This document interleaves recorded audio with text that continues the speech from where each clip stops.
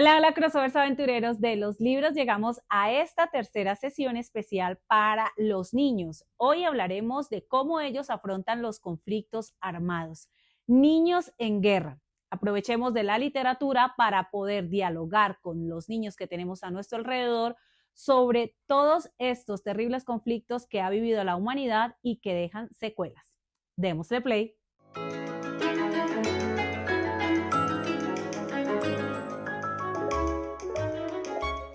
¿Y qué mayor conflicto que una guerra mundial? Y en especial esta, la Segunda Guerra Mundial, pero la vamos a ver desde la perspectiva, como les decía, de los niños. En este caso, les presento en el track número 1, Suerte, escape del holocausto de Uri Shulevitz.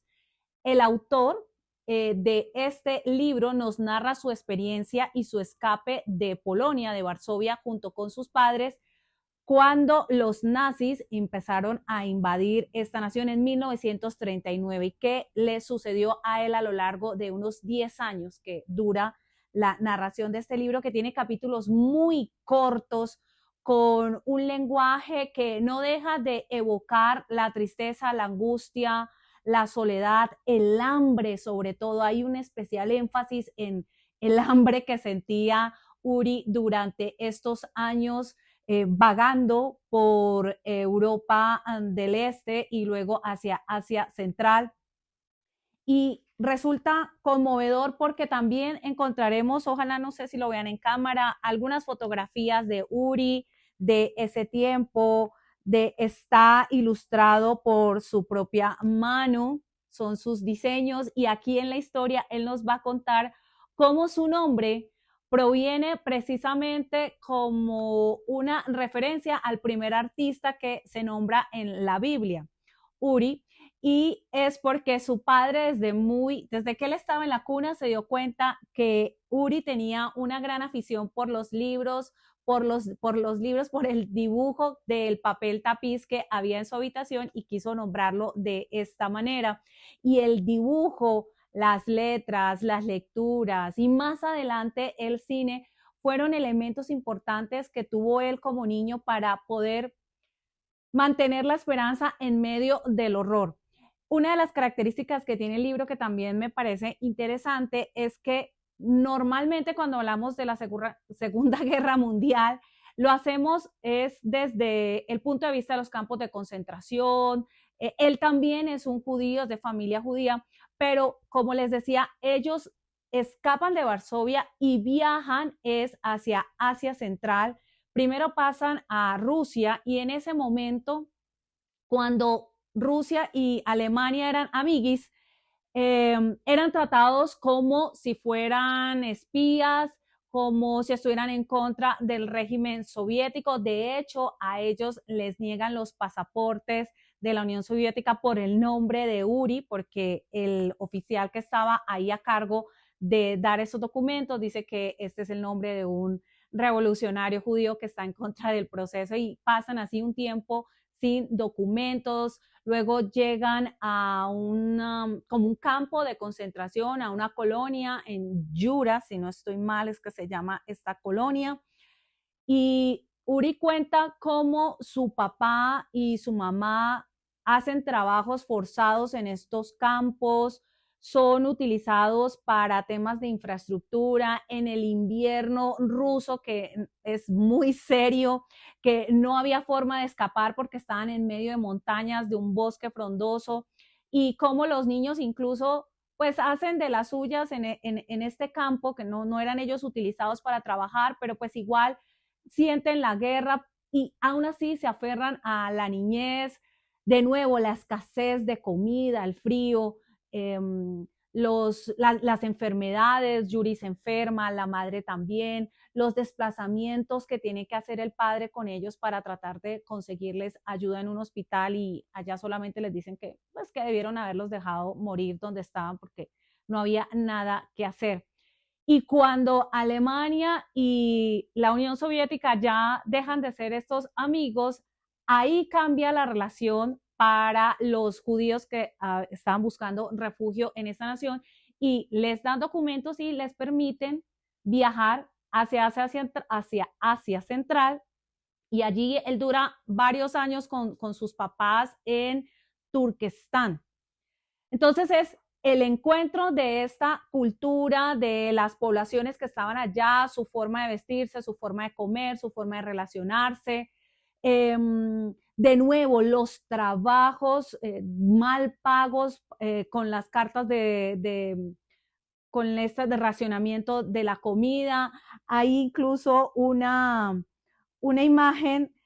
donde él hace de nuevo esta insistencia en el hambre y cómo se la pasaba gritándole tengo hambre a los papás que pues con lo que ganaban apenas si lograban conseguir algo de comida para prepararles. Ojalá la pueda conseguir aquí rápido y se las pueda mostrar. Pero como les digo, él nos cuenta acá la tengo, tengo hambre. Y esta nos cuenta precisamente esta travesía. Cuando acaba la guerra, ellos retornan a Varsovia esperanzados en regresar a su patria y lo que se encuentran es de nuevo una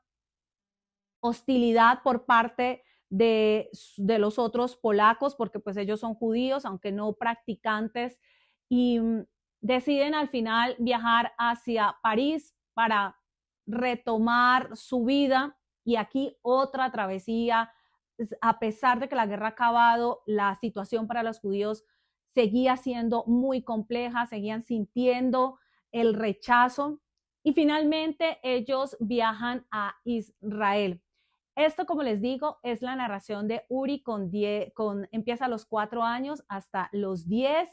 hasta los 14 años, así que tenemos la vida de él durante este tiempo, algo que resulta doloroso porque es una infancia perdida totalmente en medio del hambre, de la angustia, del rechazo y por supuesto de la guerra. Y por eso se los traigo en el track número 1 como una forma de acercar a nuestros niños a la Segunda Guerra Mundial desde otra voz. De Europa damos el salto hacia Cuba y aquí vamos a encontrar la narración de Lisette la Antigua en Y si viene la guerra con ilustraciones de Nashley Lascano. Esta es una historia donde es la espera precisamente del conflicto lo que en la primera parte del libro vamos a acompañar a esta niña de 10 años porque ella vive en un pueblo que detesta, porque no tiene ni mar, no tiene ni sierra, dice que es un pueblo aburrido, con una vida monótona y que parece que lo único que hace que los habitantes de este pueblo se muevan, empiecen como a andar de un lado para otro, es precisamente las noticias de que la guerra llegará a su país y de cómo tendrán que afrontarlo. Entonces nos empieza a contar la construcción de los refugios, que si están mal construidos, que si se caen, que si solo caben 2, 3 personas, que si tienen luz, que no tienen luz. Y en medio de esta tensión que mueve la vida cotidiana de los habitantes de este pueblo, ella empieza también a narrar esa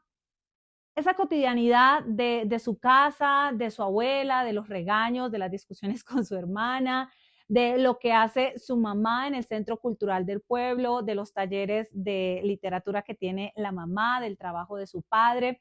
Y aquí también la relación con su amiga, que ella sí ha vivido la guerra de otra manera porque su papá estuvo en África durante la guerra de Argelia y cómo la vivió su familia y la mamá de ella, porque aún le escribe cartas para el tiempo de la narración al padre pensando que todavía está en África, ya no ha superado esta situación a pesar de que él ha vuelto y el cartero va y le entrega las cartas en la mañana y es una situación donde nos muestra en esta narración que es un punto también importante, es como los personajes femeninos, ella, Lucía, la mamá, la abuela, esta amiga Claridad, esta amiga de la familia, su amiga Susana. La narración se desarrolla a partir de estas mujeres, de lo que sienten, de lo que les sucede, de su forma de ser y de pensar. Y acá estamos todo el tiempo esperando cuándo va a llegar finalmente esta guerra, porque la tensión va creciendo, obviamente dentro de la mirada de la niña, que es una mirada reflexiva, pero que ella también trata como de aferrarse a esa niñez. Y hay una imagen muy bella que se las propone una de sus profesoras cuando los están entrenando por si llegan los bombardeos y demás, y es que les dice que en la guerra no solamente se cuida el cuerpo físico, sino más importante aún el alma, y les da la imagen a ellos como que el alma es un pajarito que está dentro de ellos y que hay que cuidarlo, hay que alimentarlo. Y creo que es una muy bella metáfora para dar como esa sensación de vida que está en nuestra alma aún en los momentos pues más difíciles. Llegan las vacaciones, ella puede ir al mar y allá también empieza a reflexionar de que va a poder ver una lluvia de estrellas y que sería muy triste que la guerra llegara en ese momento porque la gente no pensaría, no tendría la oportunidad de disfrutar este momento. Y una de las frases también que causa mucha curiosidad en este esperar, es que ella dice, bueno, es que la guerra se ha vuelto ya prácticamente una cantaleta. Como que todo el tiempo nos están diciendo que ya va a llegar y nada que llega, y ella lo único que quiere es que llegue durante el tiempo de las clases, no durante las vacaciones, porque no quiere pasar sus vacaciones encerrada en un refugio. De esta manera, la autora nos cuenta esta experiencia, la forma en que los niños en este país estuvieron alertas precisamente en los años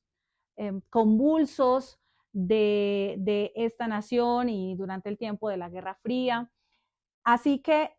de nuevo, es una forma interesante, agradable de leer con nuestros niños, porque la voz, cuando es desde el lugar de un niño, es mucho más fácil que ellos conecten por la manera en que perciben los conflictos, pero también la manera en que ellos tratan de seguir siendo niños. Así que en el track número 2 les recomiendo Y si viene la guerra. Para finalizar esta sesión de los niños en la guerra, quiero recomendarles un libro que nos habla muy cerquita acá a Colombia, y es Los agujeros negros de Yolanda Reyes. Esta historia nos cuenta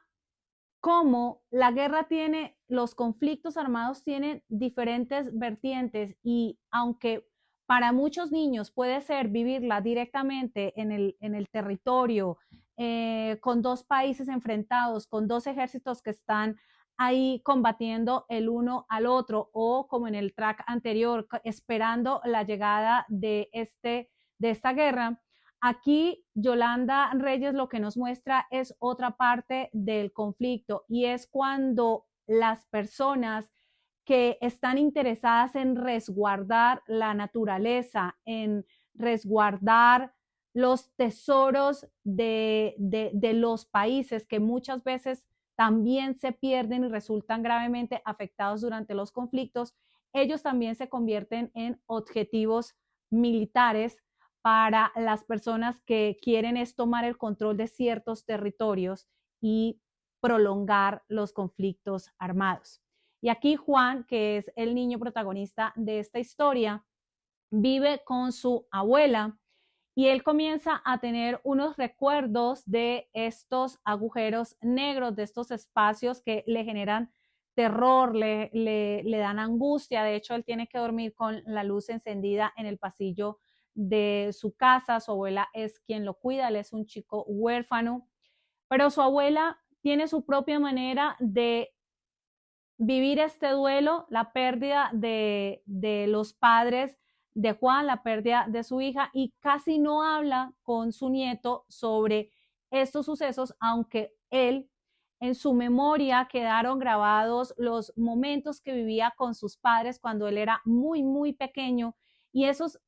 recuerdos empiezan a llegarle a través de sueños, y hace que él quiera indagar mucho más de quiénes eran sus padres y por qué están muertos. Así que esto es lo que vamos a encontrar en los agujeros negros, la razón por la cual estas personas que defendían la naturaleza terminaron en medio de este conflicto, las secuelas para Juan y al final el libro, sin querer hacerles spoilers, nos da como una mirada diferente y un poco más esperanzadora, porque lo cierto es que cientos, miles de niños, no solamente en nuestro país, sino en el mundo, han vivido de una u otra manera este tipo de situaciones de riesgo, de peligro, donde ellos son los que terminan asumiendo desde edades muy tempranas una carga muy dolorosa, como es ser un huérfano por motivos de guerra, de violencia, y nos da como la esperanza en última instancia de que cuando nosotros estamos rodeados de personas que nos quieren, que nos protegen, que buscan lo mejor para nosotros, aunque nuestro inicio, en el caso de estos niños protagonistas de estas historias, haya sido muy duro, esas personas que están alrededor pueden ayudarlos a formarse un mejor futuro y ellos cómo van utilizando ese dolor y ese duelo para convertirlo en una forma de querer ser mejores personas y seguir el legado de sus padres. Así que por eso les traigo en el track número 3 Los agujeros negros de Yolanda Reyes. Escuchemos o leamos las voces de estos niños que han vivido estos conflictos.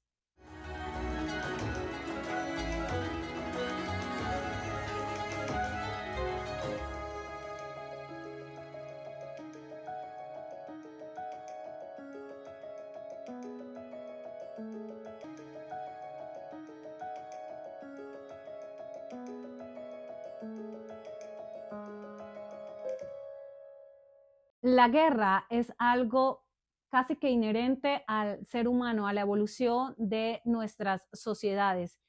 Y es la manera en que los niños, las personas las afrontan, lo que nos permite seguir adelante. Y con estas 3 lecturas que les traigo, que les traje el día de hoy, quiero invitarlos a que se acerquen a los niños a través de la literatura, con estos temas que resultan difíciles y que, como les decía al inicio, muchas veces como padres o como cuidadores de los niños tratamos como de evitarles,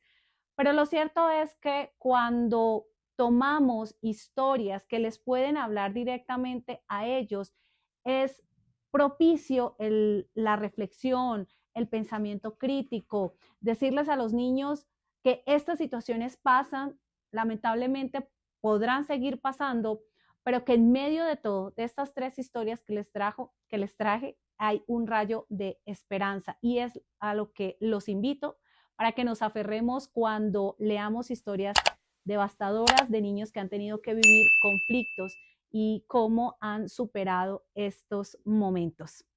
No es más por el día de hoy. Espero que se animen a buscar estas lecturas. Recuerden, como decía Jorge Luis Borges, leer es una clase de felicidad, aunque con los temas que les traje hoy puede que no, pero lo cierto es que esa conexión que podemos hacer con nuestros niños nos da ese punto de partida para ser más felices. Chao, chao.